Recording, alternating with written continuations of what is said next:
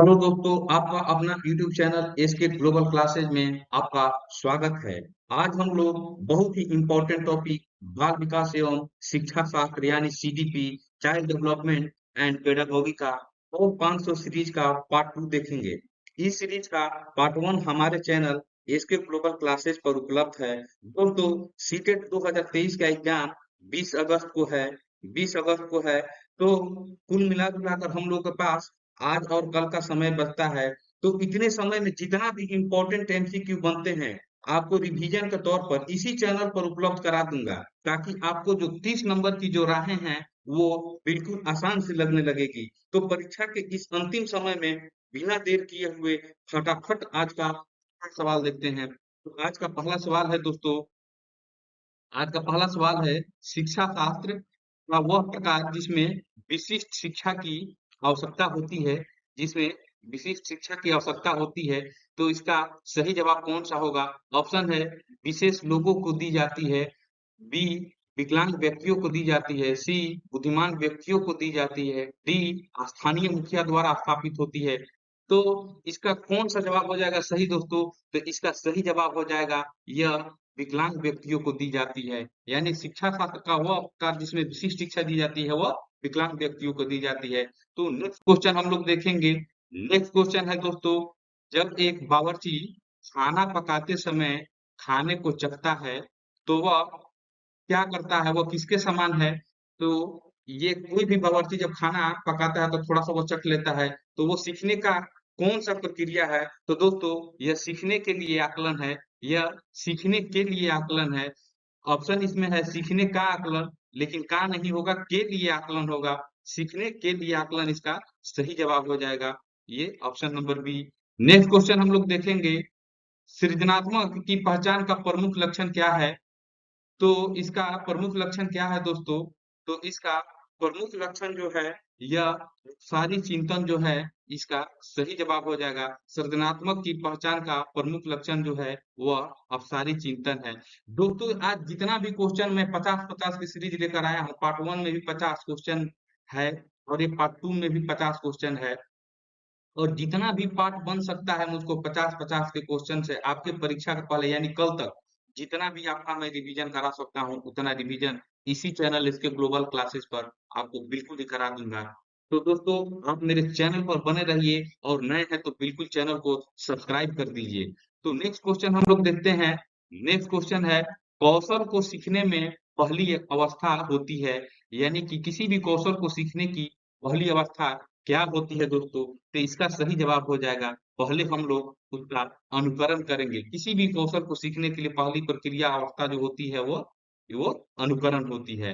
Next question हम लोग देखेंगे, जब सोचने की प्रक्रिया किसी भाषा द्वारा प्रभावित है तो ऐसी स्थिति को कहते हैं। तो सोचने की प्रक्रिया किसी भाषा द्वारा प्रभावित है तो ऐसी स्थिति को क्या कहते हैं दोस्तों? तो ऐसी स्थिति को भाषा निर्धारित कहते हैं। क्या कहते हैं दोस्तों? यह भाषा निर्धारित इसका सही जवाब हो जाएगा। नेक्स्ट क्वेश्चन हम लोग देखेंगे। क्वेश्चन नंबर 6 है, पहले से सीखे हुए कार्यों में सुधार लाने के लिए शिक्षक बच्चों को प्रदर्शन देकर सिखा रहा है। वह शिक्षण की किस विधि का प्रयोग कर रहा है? यानी कि पहले से सीखे हुए कार्यों में सुधार लाने के लिए, यानी कुछ बच्चे जो पहले से कार्य सीख गए उसमें और सुधार लाने के लिए जो बच्चों को प्रदर्शन देकर शिक्षक के द्वारा सिखाया जा रहा है, तो वह पद्धति शिक्षण की कौन कहलाती है दोस्तों? तो इसका सही जवाब हो जाएगा प्रतिरूपण जो हो जाएगा, इसका सही जवाब हो जाएगा। नेक्स्ट क्वेश्चन हम लोग देखेंगे, पठन वैफल्य। यह जो पठन वैफल्य बच्चों के प्राथमिक लक्षण क्या है? पठन वैफल्य बच्चों के प्राथमिक लक्षण क्या है दोस्तों? तो इसका सही जवाब हो जाएगा, उन लोगों को दोस्तों धारा प्रवाह पढ़ने में अक्षमता होती है। ये कोई भी बुक हो गया, कोई भी चीज जो हो गया, उसको वो लोग फ्लो के साथ नहीं पढ़ पाते हैं। वो लोग अक्षम होते हैं फ्लो के साथ पढ़ने में, तो उसी को पठन वैफल्य बच्चा कहा जाता है। उसका प्राथमिक लक्षण यही होता है। नेक्स्ट क्वेश्चन हम लोग देखेंगे, अपनी कक्षा में अपनी कक्षा में अर्थपूर्ण अधिगम को सुसाध्य बनाने के लिए अध्यापिका को अपनी कक्षा में सामाजिक, सांस्कृतिक, धार्मिक, भाषाई विविधता को खाली स्थान टालना चाहिए। क्या टालना चाहिए दोस्तों? तो इसका सही जवाब हो जाएगा समझना। इसका सही जवाब हो जाएगा, इसको समझना। यहाँ पर अपनी कक्षा में अर्थपूर्ण अधिगम को सुसाध्य बनाने के लिए अध्यापिका को अपनी कक्षा में सामाजिक, सांस्कृतिक, धार्मिक, भाषाई विविधता को समझना चाहिए। यह जो है, ये इसको समझना चाहिए। ये टालना, उपेक्षित करना और अनदेखा करना, ये इसका गलत जवाब हो जाएगा। तो भाषा विविधता को समझना चाहिए। नेक्स्ट क्वेश्चन हम लोग देखेंगे, क्वेश्चन नंबर 9 है, एक बच्चा अतीत की समान परिस्थिति में की गई अनुक्रियाओं के आधार पर नई स्थिति के प्रति अनुक्रिया करता है। यह किससे संबंधित है दोस्तों? एक बच्चा अतीत की समान परिस्थिति में की गई अनुक्रियाओं के आधार पर नई स्थिति के प्रति अनुक्रिया करता है। यह किससे संबंधित है दोस्तों? तो इसका सही जवाब हो जाएगा सीखने का प्रभाव नियम जो है, ये सीखने का प्रभाव नियम जो है, इसका सही जवाब हो जाएगा। यानी कि लॉ ऑफ जो इफेक्ट है, यह इसका बिल्कुल सही जवाब हो जाएगा। नेक्स्ट क्वेश्चन हम लोग देखेंगे, क्वेश्चन नंबर 10 है, भाषा अवबोधन से संबंध विकार है। भाषा अवबोधन से संबंधित विकार क्या है दोस्तों? तो इसका सही जवाब हो जाएगा भाषाघात। यानी ये भाषाघात जो है, यह संबंध विकार है। किससे? भाषा अवबोधन का जो संबंध विकार है, वह भाषाघात हो गया। नेक्स्ट क्वेश्चन हम लोग देखेंगे, शिक्षक बच्चों की जटिल अवधारणाओं की समझ को किस प्रकार सहज कर सकते हैं? यानी कोई भी शिक्षक जो है, जो बच्चा का जटिल अवधारणा है, उसकी समझ को किस प्रकार से सहज रूप से उसको दे सकते हैं या सहज कर सकते हैं उसको? तो इसका सही जवाब हो जाएगा अन्वेषण एवं परिचर्चा के लिए अवसर उपलब्ध करा के बच्चों को एकदम बिल्कुल सहज उनको फील कराया जा सकता है। तो इसका ऑप्शन नंबर डी सही हो जाएगा। फिर देखेंगे हम लोग क्वेश्चन नंबर 12, राष्ट्रीय शिक्षा नीति 2020 के अनुसार आकलन के लिए अंतर्निहित सिद्धांत क्या होनी चाहिए? राष्ट्रीय शिक्षा नीति 2020 के अनुसार आकलन के लिए अंतर्निहित सिद्धांत क्या होनी चाहिए? तो इसका सही जवाब हो जाएगा दोस्तों, यह सभी विद्यार्थियों के लिए उनका सीखने और विकास का अनुकूलन करना ही राष्ट्रीय शिक्षा नीति 2020 के अनुसार अंतर्निहित सिद्धांत यह है। क्या है? सभी विद्यार्थियों के लिए उनका सीखने और विकास का अनुकूलन करना ही अंतर्निहित सिद्धांत राष्ट्रीय शिक्षा नीति 2020 के अनुसार है। तो दोस्तों आज हम सभी क्वेश्चन जो है उसका ऑप्शन हम नहीं पढ़ेंगे, क्योंकि ऑप्शन अगर हम पढ़ने लगे तो बहुत ज्यादा समय लगेगा और समय आप लोगों के पास काफी कम है। इसलिए मैं कोशिश करूंगा कि आपको जितना भी हो सके ज्यादा से ज्यादा जो इम्पोर्टेंट क्वेश्चन बन सकते हैं सीडीपी से, यानी चाइल्ड डेवलपमेंट एंड पेडागोगी से जो बन सकते हैं, उसका मैं क्वेश्चन इसी चैनल पर उपलब्ध कराऊंगा। और आप नए हैं तो इस चैनल को बिल्कुल सब्सक्राइब कर दीजिए दोस्तों, और अपने दोस्तों को शेयर और सब्सक्राइब करने के लिए भी बोल दीजिए। नेक्स्ट क्वेश्चन है, क्वेश्चन नंबर 13 है, अधिगम कठिनाइयों से जूझते छात्रों की जरूरत को संबोधित करने के लिए एक अध्यापक को क्या नहीं करना चाहिए? यानी कि कोई बच्चा अगर अधिगम कठिनाई से जूझ रहा है, तो उसकी जरूरत को संबोधित करने के लिए अध्यापक को क्या नहीं करना चाहिए दोस्तों? तो इसका सही जवाब हो जाएगा शिक्षा शास्त्र और आकलन की जटिल संरचनाओं का प्रयोग नहीं करना चाहिए। शिक्षा शास्त्र और जटिल संरचनाओं का प्रयोग बिल्कुल नहीं करना चाहिए। नेक्स्ट क्वेश्चन हम लोग देखेंगे, चिंतन अनिवार्य रूप से है। यह चिंतन जो है अनिवार्य रूप से क्या है दोस्तों? ये कौन सी गतिविधि है दोस्तों? तो ये जो संज्ञात्मक जो गतिविधि है, क्या है? यह संज्ञानात्मक गतिविधि जो है, यह चिंतन जो है, यह इसका ऑप्शन नंबर ए सही जवाब हो जाएगा। नेक्स्ट क्वेश्चन हम लोग देखेंगे, क्वेश्चन नंबर 15 है, आंशिक दृष्टि वाले विद्यार्थियों के लिए निम्नलिखित में से कौन सी अधिगम सामग्री उपयुक्त है, नहीं है? यानी कि आंशिक दृष्टि वाले विद्यार्थियों को निम्नलिखित में से कौन सी अधिगम सामग्री उपयुक्त नहीं है दोस्तों? तो इसका सही जवाब हो जाएगा छोटी मुद्रा वाली कार्यशीट जो है, यानी कि जो छोटा छोटा प्रिंट किया हुआ जो वर्कशीट है, उसका हम लोग उपयोग नहीं करते हैं। किसको? आंशिक दृष्टि वाले विद्यार्थियों के सामने। नेक्स्ट क्वेश्चन है, समस्या समाधान क्षमताओं को किस प्रकार सुसाध्य किया जा सकता है? समस्या समाधान क्षमताओं को किस प्रकार सुसाध्य किया जा सकता है दोस्तों? तो इसका सही जवाब हो जाएगा समरूपों के इस्तेमाल को बढ़ावा देकर, समरूपों के इस्तेमाल को बढ़ावा देकर जो है दोस्तों, समस्या समाधान क्षमताओं को सुसाध्य किया जा सकता है। तो 16 का ऑप्शन सी हो जाएगा। नेक्स्ट क्वेश्चन 17 हम लोग देखेंगे, अधिगम के लिए निम्न में से कौन सी धारणा उपयुक्त है? अधिगम के लिए निम्न में से कौन सी धारणा उपयुक्त है दोस्तों? तो इसका सही जवाब हो जाएगा योग्यता सुधार्य है।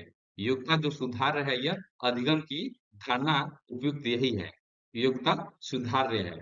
नेक्स्ट क्वेश्चन हम लोग देखेंगे, सृजनात्मक शिक्षार्थी यानी क्रिएटिव लर्नर वह है, क्रिएटिव लर्नर किसको कहा जाता है दोस्तों? तो क्रिएटिव लर्नर जो है, जो लैटरल चिंतन यानी कि पार्श्व चिंतन और समस्या समाधान में अच्छा है, उसी को क्रिएटिव लर्नर यानी कि सृजनात्मक शिक्षार्थी कहते हैं। ये ऑप्शन नंबर सी इसका सही जवाब हो जाएगा। क्वेश्चन नंबर 19 देखेंगे हम लोग। आप देखते हैं कि एक विद्यार्थी बुद्धिमान है। आप उसके बाद ये ऑप्शन है, क्या करेंगे अगर एक विद्यार्थी बुद्धिमान है तो उसके साथ क्या किया जाएगा? तो उसके साथ वह जैसे अधिक प्रगति कर सकता है उसे वैसे ही मोटिवेट करना चाहिए। ये नहीं कि अपने तरफ से उसको कुछ अलग ढंग से उसको मोटिवेट करने लगे। वह नहीं कि वो जैसे प्रगति कर रहा है, जिस टाइप से वो सीखने में वो अच्छा फील कर रहा है, उसी टाइप से उसको मोटिवेट करके उसको प्रगति उसको कार्यों में अधिक प्रगति दे सकते हैं। नेक्स्ट क्वेश्चन है, एक बच्चे को सहारा देने की मात्रा एवं प्रकार में परिवर्तन इस बात पर निर्भर करता है। यह किस बात पर निर्भर करता है दोस्तों? क्वेश्चन है, एक बच्चे को सहारा देने की मात्रा एवं प्रकार में परिवर्तन इस बात पर निर्भर करता है। तो कौन सी बात पर निर्भर करता है दोस्तों? तो यह जो है बच्चे के निष्पादन का स्तर पर जो है निर्भर करता है। बच्चे के निष्पादन के स्तर पर निर्भर करता है। क्वेश्चन नंबर 21 है, वंचित समूहों के विद्यार्थियों को समान विद्यार्थियों के साथ-साथ पढ़ाना चाहिए। इसका अभिप्राय क्या है दोस्तों? तो इसका अभिप्राय क्या है दोस्तों? तो यही जो है समावेशी शिक्षा का जो क्या अच्छाई जो बोला जाता है, यही है समावेशी शिक्षा। इसी को कहा जाता है जिसमें वंचित समूहों के विद्यार्थियों को भी समान विद्यार्थियों के साथ पढ़ाया जाता है। ये समावेशी शिक्षा का विचार है। नेक्स्ट क्वेश्चन हम लोग देखेंगे, पियाजे के अनुसार 2 से 7 वर्ष के बीच का एक बच्चा संज्ञानात्मक विकास की खाली स्थान अवस्था में है। ये कौन सी अवस्था में होता है दोस्तों? तो इसका सही जवाब हो जाएगा पूर्व संक्रियात्मक। पूर्व संक्रियात्मक जो है इसका सही जवाब हो जाएगा। नेक्स्ट क्वेश्चन हम लोग देखेंगे, मंदित मंदित तमन्ना बालकों की शिक्षा हेतु कौन सा उपागम उपयुक्त कहा जाता है? मंदित तमन्ना बालकों की शिक्षा हेतु कौन सा उपागम उपयुक्त कहा जाता है दोस्तों? इसका सही जवाब हो जाएगा व्यक्तिगत अनुदेशन जो है इसका सही जवाब हो जाएगा। व्यक्तिगत व्यक्तिगत अनुदेशन जो है इसका सही जवाब हो जाएगा। नेक्स्ट क्वेश्चन हम लोग देखेंगे, निम्न में से कौन सी परिपाटी विद्यार्थियों में संकल्पनात्मक समझ में बढ़ोतरी करने में सहायक है? तो ये कौन सी परिपाटी जो है जो विद्यार्थियों में संकल्पनात्मक समझ को बढ़ोतरी करता है दोस्तों? तो इसका सही जवाब हो जाएगा अन्वेषण और जो संवाद जो है इसका सही जवाब हो जाएगा। ये समझ में बढ़ोतरी में सहायक होता है, अन्वेषण और संवाद। क्वेश्चन नंबर 25 देखेंगे, राष्ट्रीय शिक्षा नीति 2020 किस बल किस पर बल देती है? यानी कि जो राष्ट्रीय शिक्षा नीति 2020 बनाई गई, वो ये चारों ऑप्शनों में से किस पर बल देती है दोस्तों? तो इसका सही जवाब हो जाएगा समप्रत्ययी समझ पर। ये समप्रत्ययी समझ पर जो है राष्ट्रीय शिक्षा नीति 2020 बल देती है। क्वेश्चन नंबर 26 देखेंगे, विद्यार्थियों के सीखने में जो रिक्तियां रह जाती है उनके निदान के बाद होना चाहिए। क्या होना चाहिए उनके निदान के बाद दोस्तों? इसका सही जवाब हो जाएगा समुचित उपचारात्मक कार्य जो है इसका सही जवाब हो जाएगा। यानी कि विद्यार्थियों को सीखने में जो रिक्तियां रह जाती है उसके निदान के बाद समुचित उपचारात्मक जो कार्य है वह किया जाना चाहिए। क्वेश्चन नंबर 27 देखेंगे, एक शिक्षिका एक शिक्षिका अपनी कक्षा में सृजनात्मक विद्यार्थियों को किस प्रकार से प्रोत्साहित कर सकती है दोस्तों? यानी कि कोई भी शिक्षक या शिक्षिका अपनी कक्षा में सृजनात्मक विद्यार्थियों को किस प्रकार से प्रोत्साहित कर सकती है? तो इसका सही जवाब हो जाएगा अनेक प्रक्षेपों को प्रोत्साहित करके तथा मूल विचारों को महत्व देकर इसका सही जवाब हो जाएगा। अनेक परिप्रक्षेपों को प्रोत्साहित करके तथा मूल विचारों को महत्व देकर जो है इसका सही जवाब हो जाएगा। नेक्स्ट क्वेश्चन हम लोग देखेंगे, क्वेश्चन नंबर 28 है, समावेशी कक्षा में किस प्रकार का छात्र शामिल होते हैं? किस प्रकार का या के छात्र शामिल होते हैं? किस प्रकार के छात्र शामिल होते हैं दोस्तों समावेशी शिक्षा में? तो इसका सही जवाब हो जाएगा केवल विशिष्ट छात्र जो हैं वो इसका सही जवाब हो जाएगा। केवल विशिष्ट छात्र जो हैं इसका समावेशी कक्षा में जो है वो शामिल होते हैं। नेक्स्ट क्वेश्चन हम लोग देखेंगे 29 जो है, 29 क्वेश्चन जो है, कक्षा में प्रभावशाली अधिगम के लिए वातावरण की रचना करनी चाहिए बजाय वातावरण के। यानी कक्षा में प्रभावशाली अधिगम के लिए डैश डैश वातावरण की रचना करनी चाहिए बजाय डैश डैश वातावरण के। इसका सही जवाब क्या हो जाएगा दोस्तों? इसका सही जवाब क्या हो जाएगा? तो 29 का जो है इसका कक्षा में प्रभावशाली अधिगम के लिए यह सहयोगिक वातावरण और प्रतिस्पर्धक प्रतिस्पर्धी जो प्रतिस्पर्धा वातावरण की जो है ये रचना होनी चाहिए कक्षा को प्रभावशाली अधिगम के लिए। ठीक है। नेक्स्ट क्वेश्चन हम लोग देखेंगे, प्रतिपालन अधिगम का एक विशिष्ट चरण है जो अधिगम के या का पूर्ववर्ती है। तो प्रतिपालन अधिगम का क्या विशिष्ट चरण है दोस्तों? तो इसका सही जवाब हो जाएगा ये सामान्यीकरण जो है, यह इसका सही जवाब हो जाएगा प्रतिपालन अधिगम का। क्वेश्चन नंबर 31 देखेंगे हम लोग। क्वेश्चन नंबर 31 जो है, बच्चों के संज्ञात्मक विकास के संदर्भ में निम्नलिखित में से कौन सी पियाजे की संरचना है? तो पियाजे की संरचना जो संज्ञात्मक विकास में है इसमें से कौन सी है दोस्तों? इसका सही जवाब हो जाएगा ऑप्शन नंबर ए, जो स्कीमा जो है इसका सही जवाब हो जाएगा। क्वेश्चन नंबर 32 देखेंगे हम लोग, विविध पृष्ठभूमियों के अधिगमकर्ताओं को संबोधित करने हेतु एक अध्यापक को क्या करना चाहिए? विभिन्न पृष्ठभूमियों को अधिगमकर्ताओं को संबोधित करने हेतु एक अध्यापक को क्या करना चाहिए दोस्तों? तो इसका सही जवाब हो जाएगा विविध विन्यासों से उदाहरण लेना चाहिए। विविध विन्यासों से उदाहरण लेकर उन लोगों को बताना चाहिए। नेक्स्ट क्वेश्चन हम लोग देखेंगे, विलफोर्ड ने अभिसारी चिंतन यानी कि कन्वर्जेंट थिंकिंग पद का प्रयोग किया, वो उसका किसके समान अर्थ में किया था? तो इसका जो समान अर्थ क्या है इसमें जो दिया हुआ है दोस्तों? तो 34 जो है इसका सृजनात्मक जो है, इसका सृजनात्मकता जो है इसका सही जवाब हो जाएगा। तो गिलफोर्ड ने अभिसारी चिंतन पद का प्रयोग किसके समान अर्थ में किया है? तो सृजनात्मकता के समान अर्थ में किया है दोस्तों। नेक्स्ट क्वेश्चन हम लोग देखेंगे, वह विधियां जिनके प्रयोग में विद्यार्थियों की स्व पहल और प्रयास शामिल है, निम्न में से कौन से उसका उदाहरण है? तो वह विधियां जिनके प्रयोग में विद्यार्थियों की स्व पहल और प्रयास शामिल है, निम्न में से किसका उदाहरण है दोस्तों? तो इसका सही जवाब हो जाएगा अधिगमकर्ता केंद्रित विधि का। अधिगमकर्ता केंद्रित विधि का यह उदाहरण है दोस्तों। नेक्स्ट क्वेश्चन हम लोग देखेंगे 35 नंबर, एक समावेशी कक्षा में डैश पर जोर होना चाहिए। एक समावेशी कक्षा में किस चीज पर जोर होना चाहिए दोस्तों? तो यह जो है हर बच्चे के सामर्थ्य को अधिकतम करने के लिए अवसर प्रदान करना चाहिए। तो यही जो है समावेशी कक्षा में जोर होना चाहिए, जो हर बच्चे के सामर्थ्य को अधिकतम करने के लिए अवसर प्रदान करना चाहिए। नेक्स्ट क्वेश्चन हम लोग देखेंगे 36, बच्चों में प्रतिभाशालीनता डैश के कारण हो सकते हैं। कौन से कारण हो सकती है दोस्तों? तो इसका सही जवाब हो जाएगा आनुवांशिकता और वातावरण के बीच की एक अंतर जो क्रिया है, जो बच्चों में प्रतिभाशालीनता का कारण हो सकती है। नेक्स्ट क्वेश्चन हम लोग देखेंगे, क्वेश्चन नंबर 37 है, बच्चों की सीखने में जो कठिनाई होती है, जब बच्चे को सीखने में कठिनाई होती है, कब होती है दोस्तों? तो इसका सही जवाब हो जाएगा जब उसको सूचना अलग-अलग टुकड़ों में प्रस्तुत की जाए, यानी कि जो उसको सूचना फीडबैक जो दिया जा रहा है, वो अलग-अलग करके दिया जाए, तो बच्चों को सीखने में कठिनाई होती है। क्वेश्चन नंबर 38 देखेंगे हम लोग। क्वेश्चन नंबर 38 है, आउट ऑफ द बॉक्स चिंतन किससे संबंधित है? आउट ऑफ द बॉक्स चिंतन किससे संबंधित है दोस्तों? तो 38 का जो सही जवाब हो जाएगा यह एक अपसारी चिंतन है। कौन सा? आउट ऑफ द बॉक्स जो है ये अपसारी चिंतन है। आउट ऑफ द बॉक्स एक अपसारी चिंतन है। नेक्स्ट क्वेश्चन हम लोग देखेंगे, क्वेश्चन नंबर 39 है, बच्चों के अधिगम में शारीरिक स्वास्थ्य और सांवेगिक अवस्था जो है क्या होता है?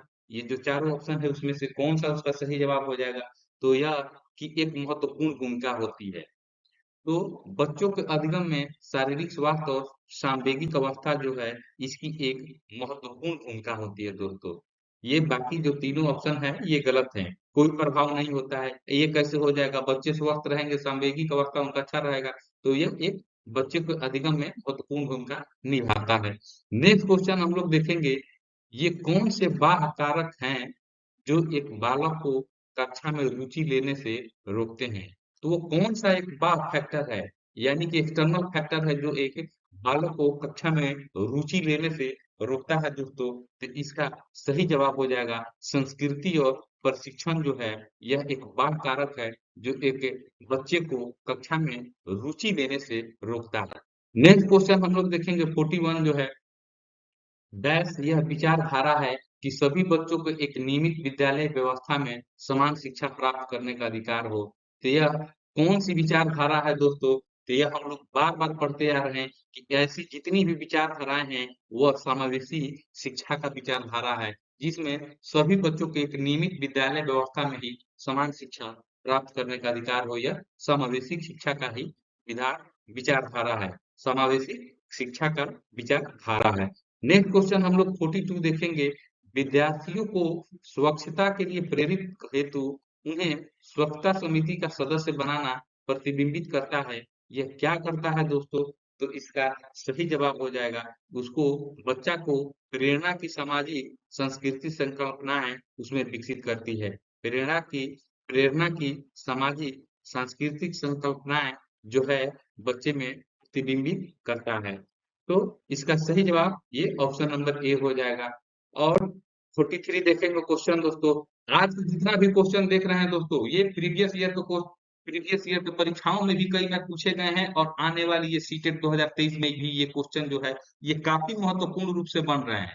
तो इसी टाइप के मैं आपको 500 क्वेश्चन करा कर दूंगा और इस सीरीज को ले करा लेने के बाद में 100 क्वेश्चन आपको पूरा करा करा देंगे हम। और जो बचे हुए हैं 400 जो है, तो उसमें से चूंकि समय काफी कम है, जितना भी क्वेश्चन बनता है इंपॉर्टेंट मैं आपको इसी चैनल पर बिल्कुल आपको एकदम प्रैक्टिस करवा दूंगा, ताकि परीक्षा में बैठने के बाद में कोई डाउट और कोई शंका न रह जाए। तो क्वेश्चन नंबर 43 है, ब्रेल लिपि एवं टेप रिकॉर्डिंग किसके लिए शैक्षिक प्रावधान के रूप में प्रयोग किए जाते हैं? तो ब्रेल लिपि जो है दोस्तों, इसका हम लोग दृष्टिबाधित जो विद्यार्थी होते हैं, जिनको ये जो अंधे विद्यार्थी होते हैं जो जिनको दिखाई नहीं देता है, तो दृष्टिबाधित विद्यार्थियों को ब्रेल लिपि एवं टेप रिकॉर्डिंग का शैक्षणिक प्रावधान उनके लिए प्रयोग किया जाता है। ठीक है, तो नेक्स्ट क्वेश्चन हम लोग देखेंगे, अधिगम के अभिप्रेरणा को किस प्रकार कायम रखा जा सकता है? अधिगम के अभिप्रेरणा को किस प्रकार कायम रखा जा सकता है दोस्तों? तो इसका सही जवाब हो जाएगा, प्रवीणता अभिमुखी लक्ष्यों पर जोर देकर। प्रवीणता अभिमुखी लक्ष्यों पर जोर देकर अधिगम के अभिप्रेरणा को कायम रखा जा सकता है। क्वेश्चन नंबर 45 देखेंगे दोस्तों। क्वेश्चन नंबर 45 है, संरचनावादी ढांचे में अधिकतम प्राथमिक रूप से क्या होता है दोस्तों? संरचनावादी ढांचा क्या होता है? इस अधिगम में क्या होता है दोस्तों? तो इस अधिगम में अवबोधन की प्रक्रिया पर यह अधिगम जो है केंद्रित होता है। अवबोधन की प्रक्रिया पर यह केंद्रित होता है। नेक्स्ट क्वेश्चन हम लोग देखेंगे, अक्सर यह तर्क दिया जाता है कि पुरस्कार देना अधिगमकर्ताओं को अभिप्रेरित करने का उत्तम तरीका नहीं है, क्योंकि अक्सर यह तर्क दिया जाता है कि पुरस्कार देना अधिगमकर्ताओं को अभिप्रेरित करने का उत्तम तरीका नहीं है, क्योंकि तो इसका सही जवाब हो जाएगा, इससे आंतरिक अभिप्रेरणा क्षीण होती है। इससे जो आंतरिक अभिप्रेरणा जो होती है वह क्षीण हो जाती है, इसीलिए इसको एक उत्तम तरीका नहीं माना जाता है। नेक्स्ट क्वेश्चन देखेंगे हम लोग 47, तो पढ़ने की वह तकनीक जिसका प्रयोग तालिका में स्थित शब्दावली तथा प्रसंग में किया जाता है वह क्या कहलाता है दोस्तों? पढ़ने की वह तकनीक जिसका उपयोग तालिका में स्थित शब्दावली तथा प्रसंग में किया जा सकता है, क्या कहलाता है दोस्तों? तो इसका सही जवाब हो जाएगा, यह स्कैनिंग कहलाता है। क्या कहलाता है दोस्तों? तो यह स्कैनिंग कहलाता है। क्वेश्चन नंबर 48 देखेंगे। क्वेश्चन नंबर 48 है, प्रतिभाशाली शिक्षार्थियों के लिए इसमें से कौन सा सही है दोस्तों? तो प्रतिभाशाली शिक्षार्थियों के लिए जो है, यह शिक्षक को अनुकूलन करना चाहिए, यानी कि शिक्षक को अनुकूलन करना चाहिए। जैसे शिक्षार्थी में बदलाव आता है, तो शिक्षक को अनुकूलन करना चाहिए जैसे शिक्षार्थी में बदलाव आता है। तो ये प्रतिभाशाली शिक्षार्थियों के लिए है। नेक्स्ट क्वेश्चन हम लोग देखेंगे, सीखना क्या है दोस्तों? तो सीखना जो है, यह क्या करता है? तो 49 का जो हो जाएगा, इसका सही जवाब हो जाएगा, सीखने वाले के संवेगों से प्रभावित होता है। सीखने वाले के संवेगों से प्रभावित होता है क्या? ये जो सीखना हो, सीखना जो है ये लर्निंग जो है सीखने वाले के संवेगों से प्रभावित होता है। नेक्स्ट क्वेश्चन हम लोग देखेंगे और पार्ट 2 सीरीज का यह बाल विकास एवं शिक्षा शास्त्र का जो पार्ट 2 है, इसका लास्ट क्वेश्चन जो है 50 नंबर क्वेश्चन जो है, यह भारतीय संविधान के किस अनुच्छेद में 6 से 14 आयु वर्ग के बच्चों के लिए निःशुल्क और अनिवार्य शिक्षा का अधिकार शामिल है? तो ये दोस्तों कई बार क्वेश्चन प्रतियोगी परीक्षाओं में पूछे जा चुके हैं, सीटेट हो गया है, कभी किसी भी स्टेट का जो टीईटी एग्जाम स्टेट के द्वारा किया जाता है, कराया जाता है, तो उसमें कई बार ये क्वेश्चन पूछा गया है। तो इसका सही जवाब हो जाएगा अनुच्छेद 21 ए जो है, यह जो 6 से 14 आयु के वर्ग के बच्चों को निःशुल्क और अनिवार्य शिक्षा का अधिकार इसी के द्वारा शामिल किया गया है भारतीय संविधान में। तो आज का जो 50 क्वेश्चन है दोस्तों पूरा हो गया और मैं कोशिश करूंगा कि इसका 3-4 पार्ट और 50-50 करके लाऊं, जिसमें आपको काफी महत्वपूर्ण क्वेश्चन जो है अंतिम समय में आपको रिवीजन करने के लिए मिल जाए, ताकि जो 20 अगस्त को जो परीक्षा होने वाली है, उसमें आपको कहीं कठिनाई की कोई गुंजाइश ना रह जाए। तो आशा करता हूँ दोस्तों, आज का ये जो वीडियो है, आपको काफ़ी अच्छा लगा होगा। अगर अच्छा लगा है, तो मेरे कमेंट बॉक्स में आप ज़रूर कमेंट करें कि आपको वीडियो कैसा लगा और मुझे पार्ट लाना चाहिए कि नहीं लाना चाहिए, इसको भी कमेंट में आप लिखें और इसी के साथ जय हिंद दोस्तों।